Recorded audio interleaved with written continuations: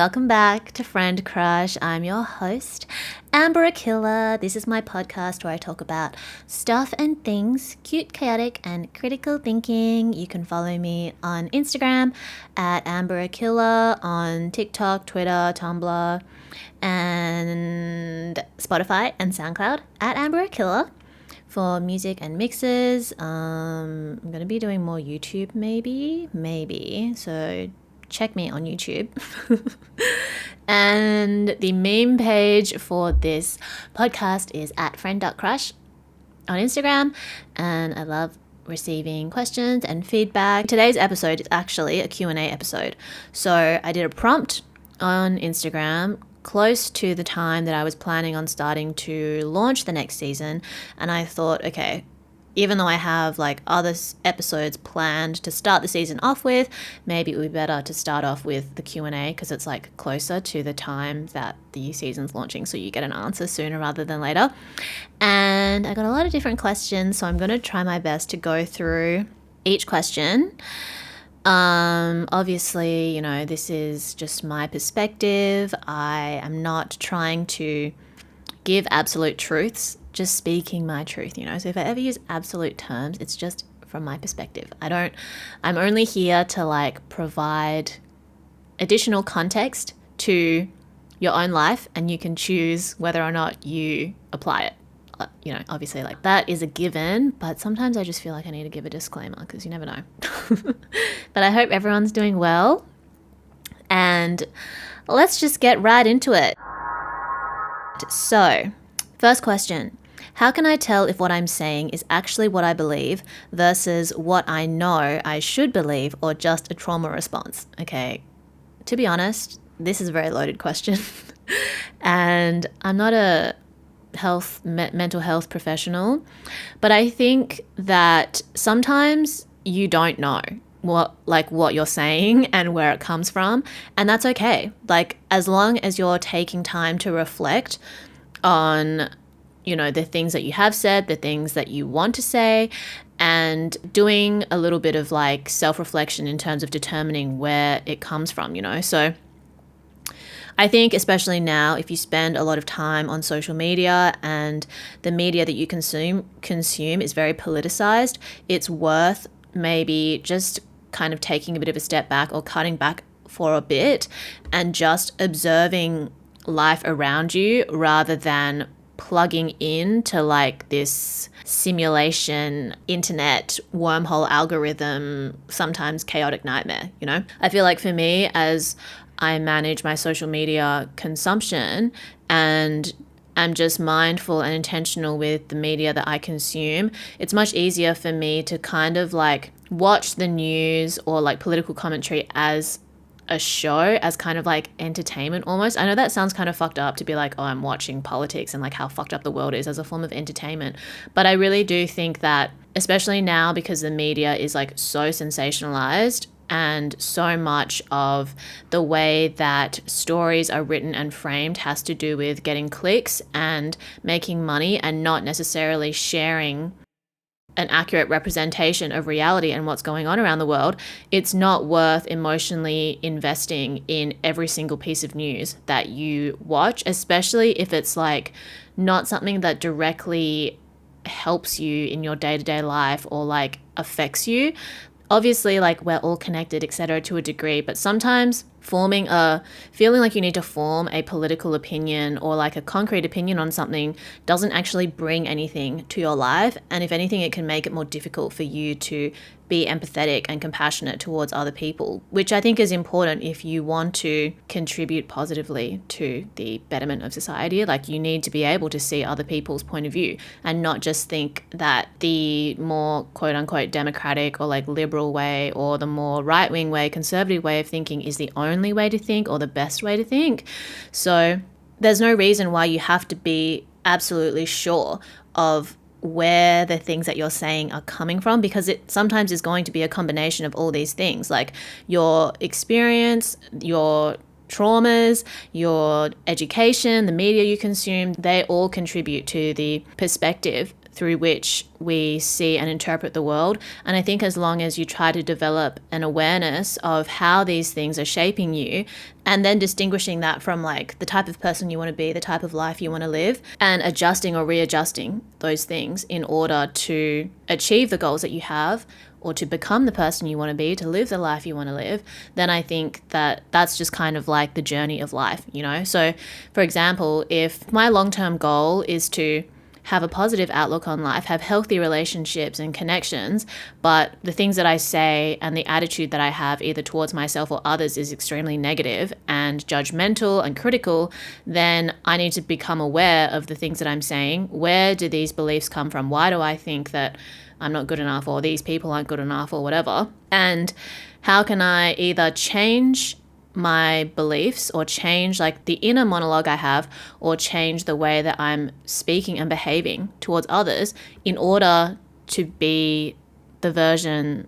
of myself that I want to be, like to live a slay life. If I don't really give a shit about whether I'm thinking positively or not, then it's really a free-for-all in terms of how I approach life. I can be as negative or as positive as I want if I don't really have any goals, but I do think that it's important to at least keep in the back of your mind, or in the front of your mind, the type of person that you want to be, the type of contribution you want to make to your relationships, to society, to your work, and then take the time to just create a bit of separation between the thoughts and the thinker. Like, you can't control the thoughts that come up, but you can control the response that you have, and you can control the direction that your thoughts take. So if you have negative thoughts that come up, being able to notice them and recognize that, okay, this isn't going to contribute positively to like who I want to be, so I'm going to let these thoughts go, or I'm going to question and interrogate these thoughts and ask myself where they come from, and then try to redirect them.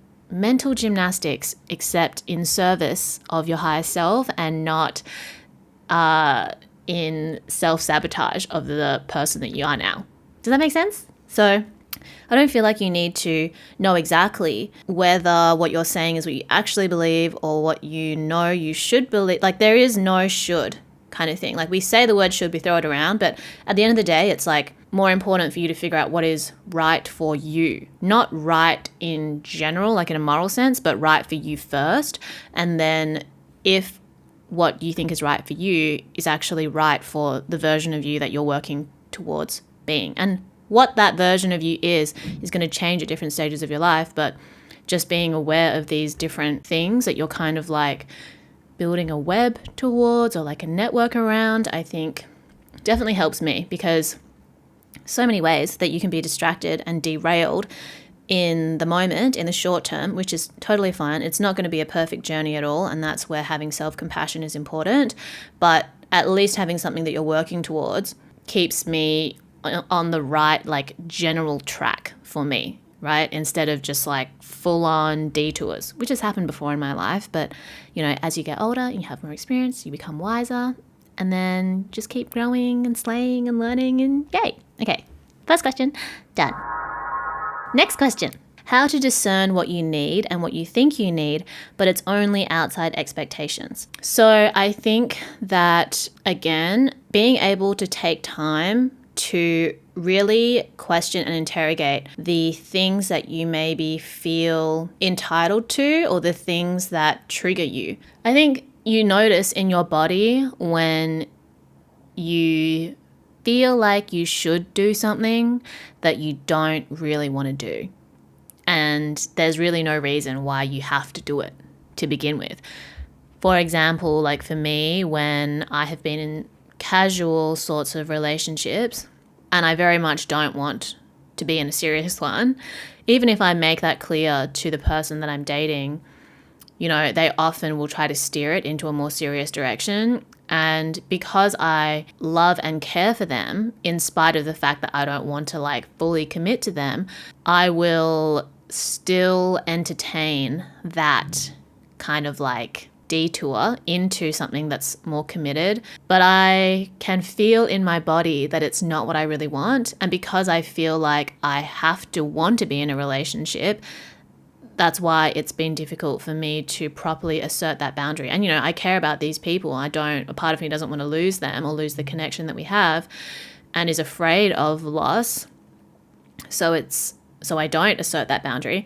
But in the end, when things inevitably fall apart because what I want and what that person really wants is not compatible, I remember the feeling that I had when I was going against what I actually wanted, what I actually needed, which is to just be single and have fun and not need to be in a relationship. I remember the feeling that I had when I was not truly honoring what I needed.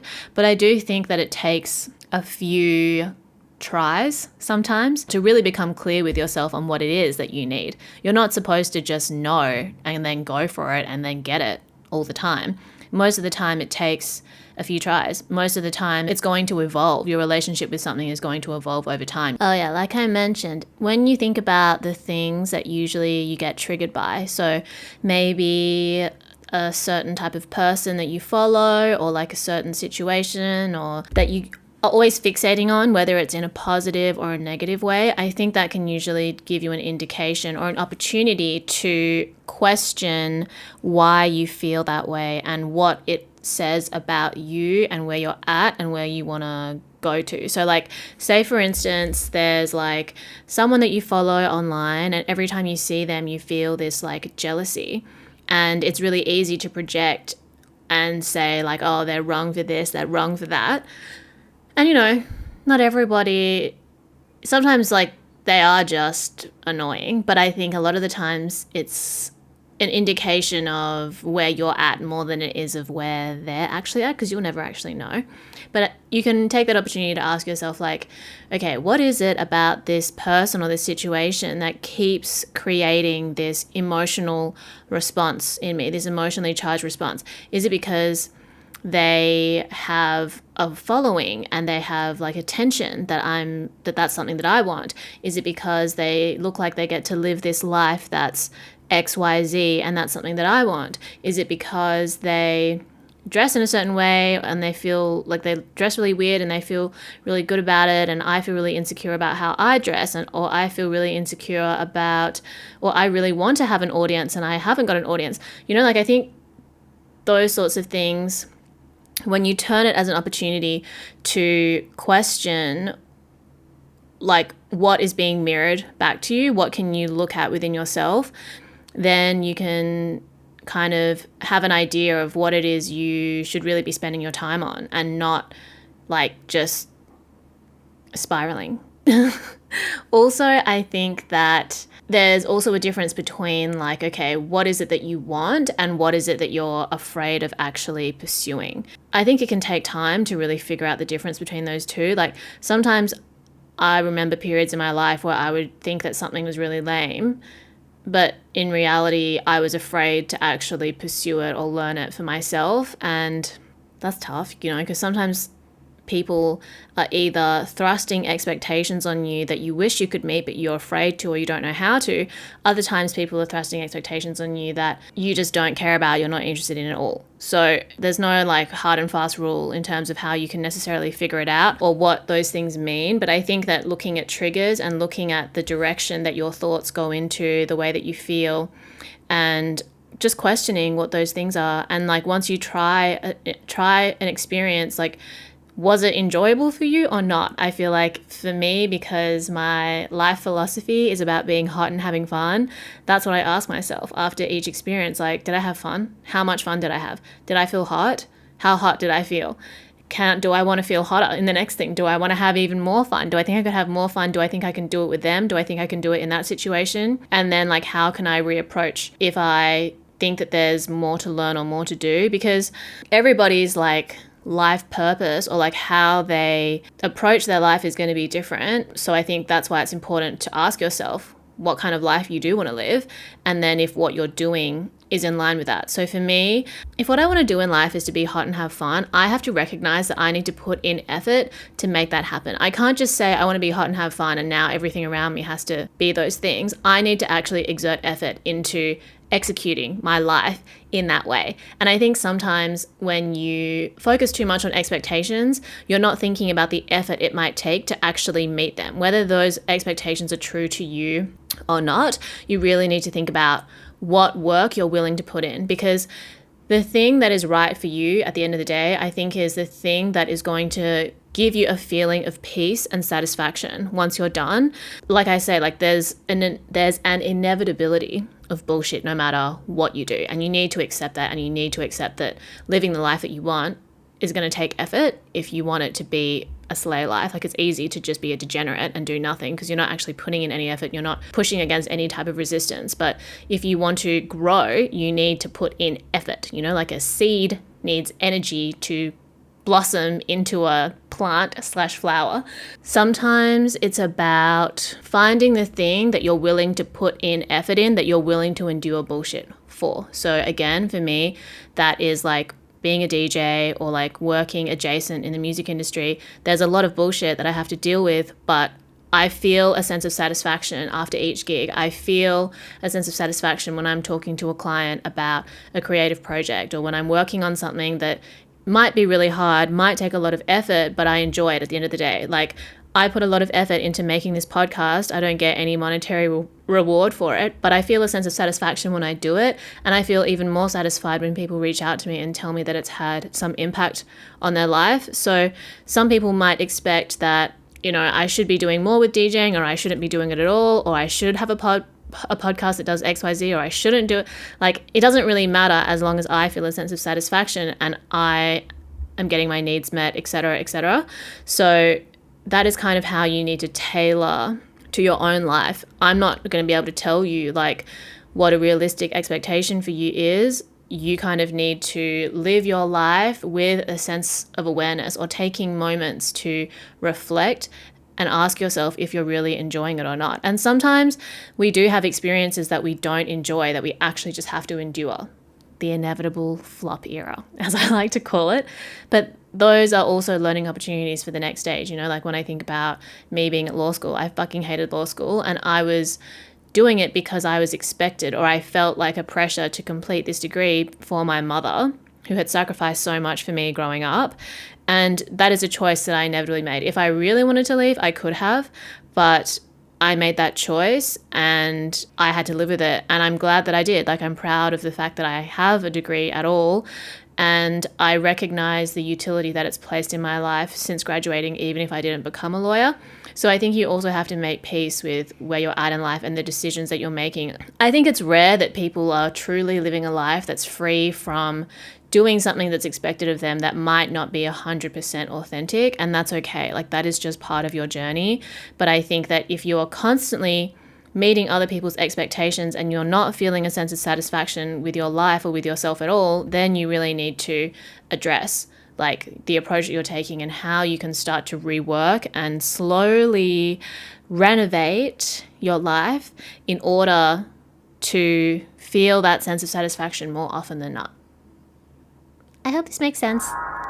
Next question. Dating after a first love and constant comparisons. I think that it takes time, first of all, to recover from a breakup of any kind. And I don't really know if I have had like a full-on first love, but I've had a few loves of different kinds, but I'm not sure that I would hold one person as like a more important relationship than any other, because I really try to squeeze out as much as I can from each entanglement or relationship, regardless of the length and regardless of the defined like nature of the relationship. I think every experience is an opportunity for learning.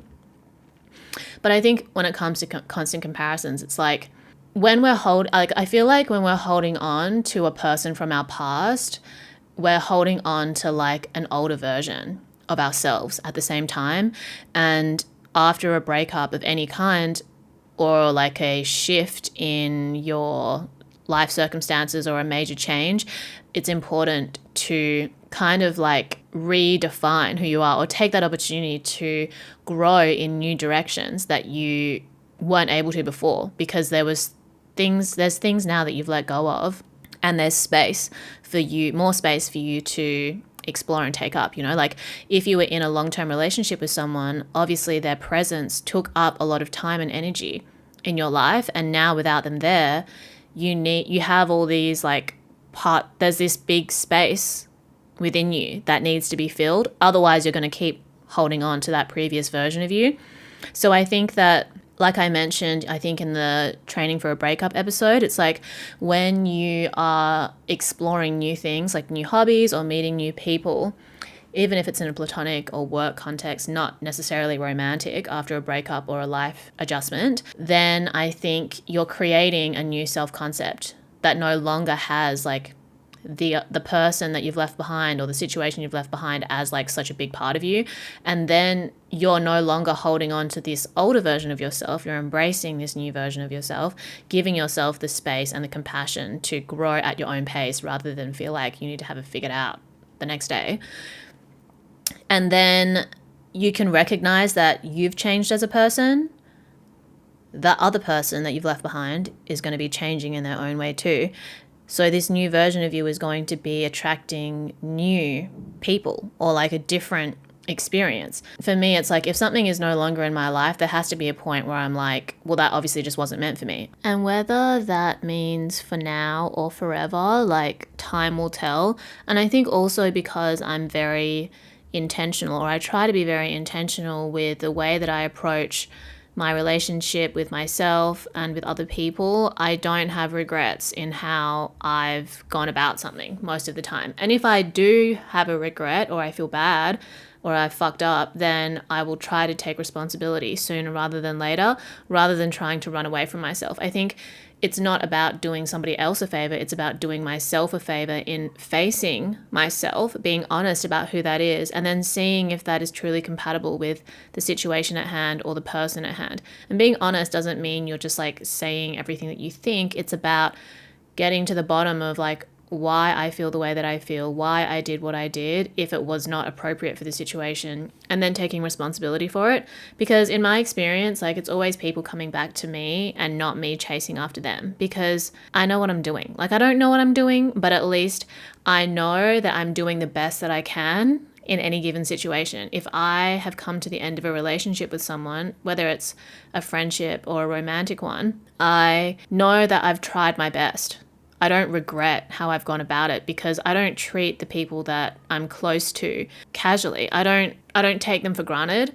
So if I have been taken for granted, then I don't feel bad in the sense that I don't feel like responsible for it, because that person usually ends up coming back anyway. 1 to 3 months, sometimes 12 months it's taken. But by that point, whatever they have to say, rarely does it make an impact, because I'm just like, because I usually say something really fucked up first and then I'm like, okay, this obviously isn't going to work, and then distance is created and then they come back and they feel bad because they realize like how much of a contribution I made in their life, blah blah blah. And it's like, well, I didn't take you for granted when you were in front of me. If you took me for granted and it took you so long to realize, then maybe we're just not a good fit, because there's plenty of people around me that aren't taking me for granted. I don't need this shit. So I think that's another thing to consider as well. It's like, if you're being intentional with the way that you date and the way that you handle different relationships, then you don't really need to compare. You know, like even if somebody that I know, even if like a friend gets a new friend or like an ex gets a new partner, I don't care.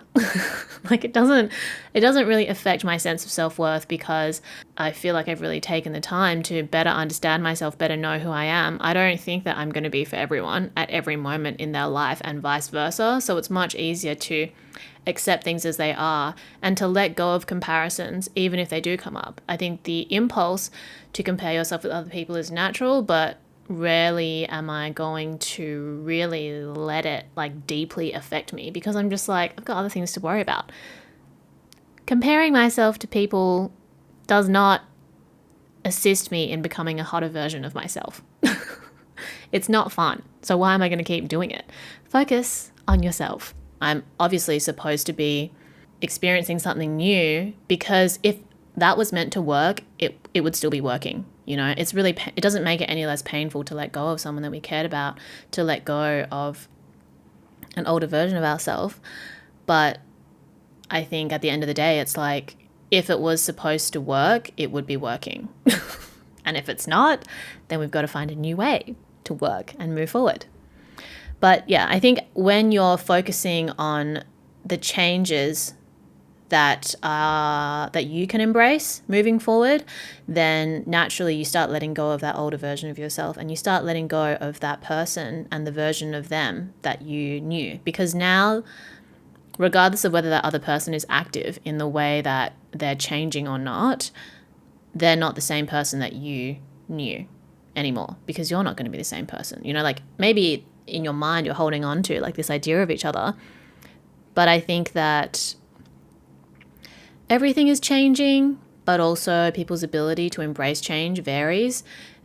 But that in and of itself is like a type of change, because things around them have changed. If they haven't changed, then in a way they're just like a more stale, they've changed in the sense that they're like a more stale version of their previous self.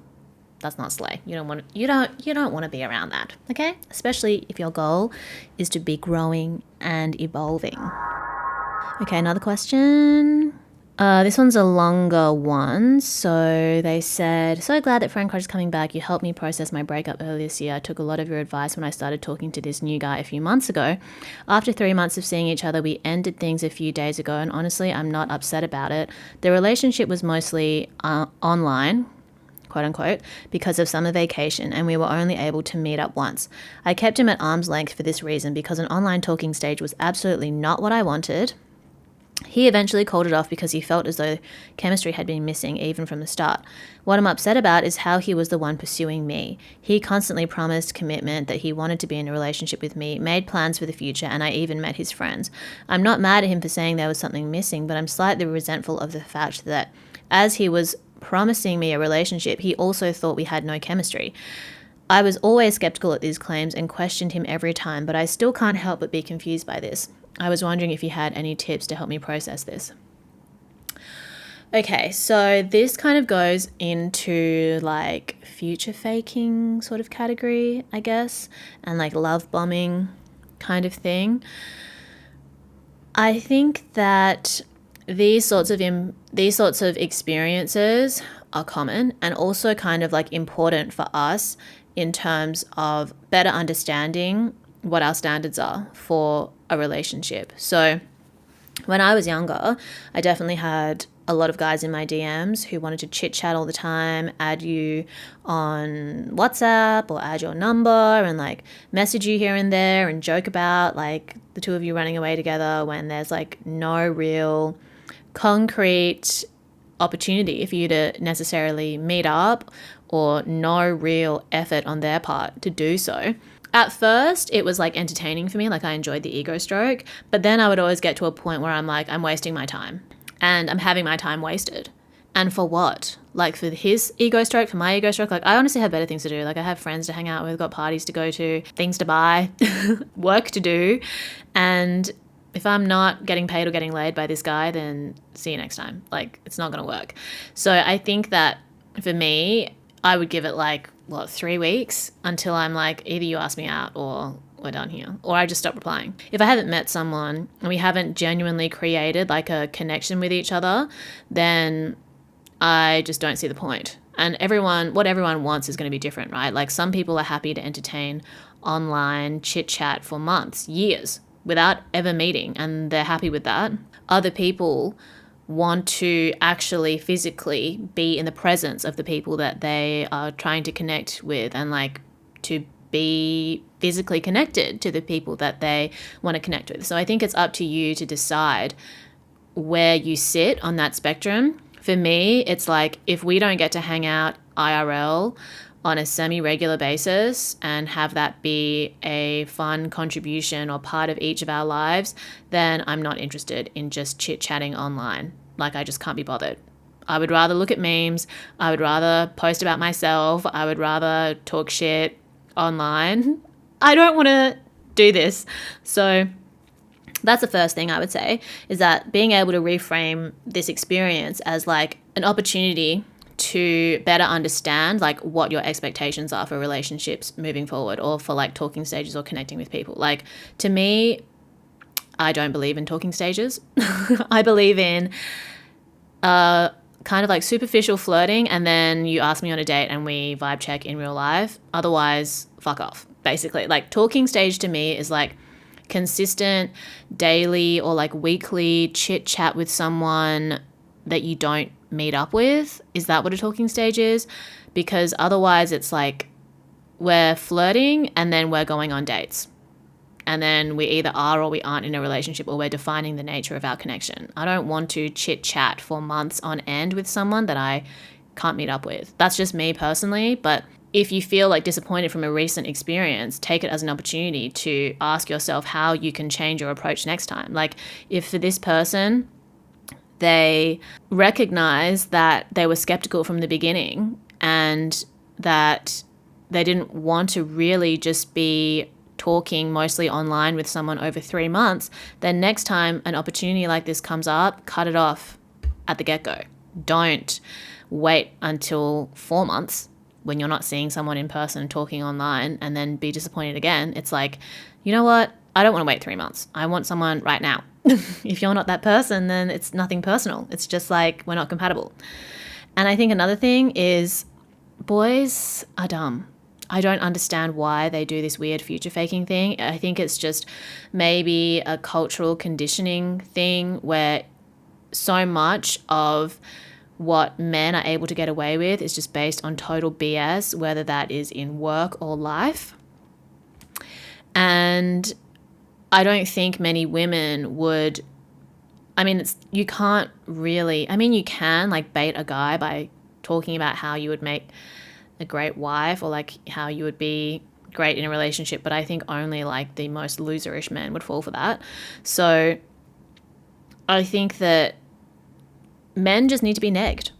Not in the way that men try to neg women, but they need to be put in their place from the beginning. And you need to be consistent with that.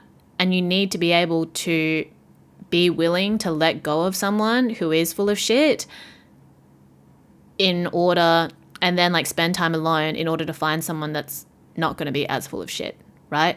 Because if he gets away with making these like fantasy plans with you in the future without really being held accountable, that's just going to continue to happen. You know, like whatever you're permitting now is what you're actually like setting yourself up to be exposed to further down the line. So if you really don't want to be in a relationship, or you don't appreciate like these kind of like plans for the future with no real action behind them, just say like, I'll see it when I believe it.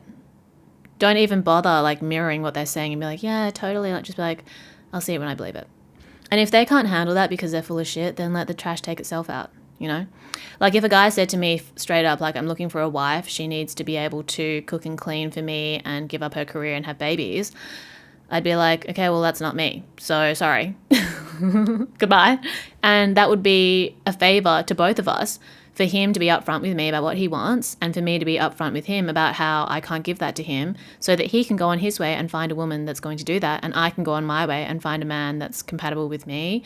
And I think it's difficult I think people are afraid of being upfront early on, and I'm not saying that I'm immune to this, but reminding yourself that what you want is important and it should be important to you. And if it's not important to you, then you can't make it important to other people.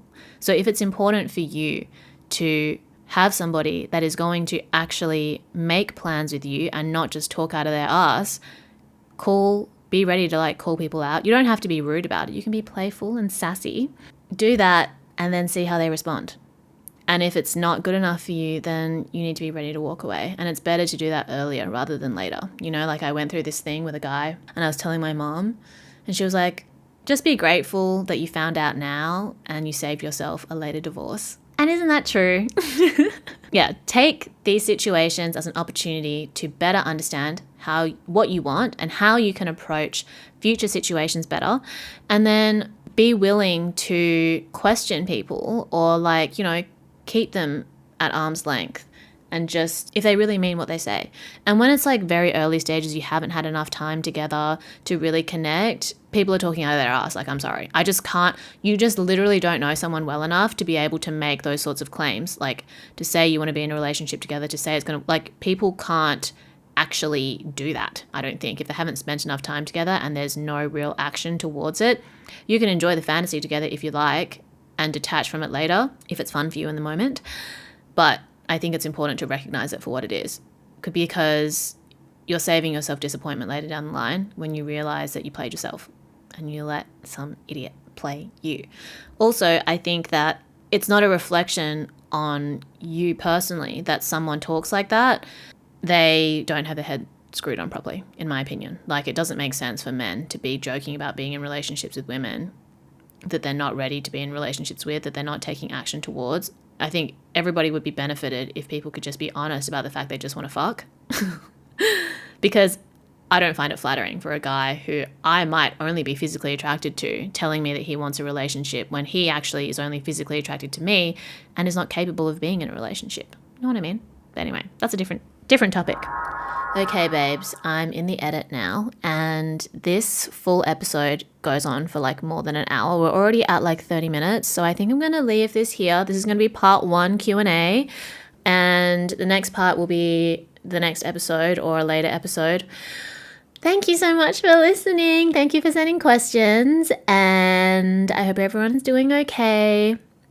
Let me know what you thought of the episode, as always, at friend.crush on Instagram, and follow me on Instagram, TikTok, Twitter, Spotify, SoundCloud, Tumblr, whatever. You know the drill. Yeah. Hope everyone's doing okay. Lots of love from me to you. Drink lots of water. Tell your friends and family that you love them. Go be a better person. I'll speak to you soon. Bye.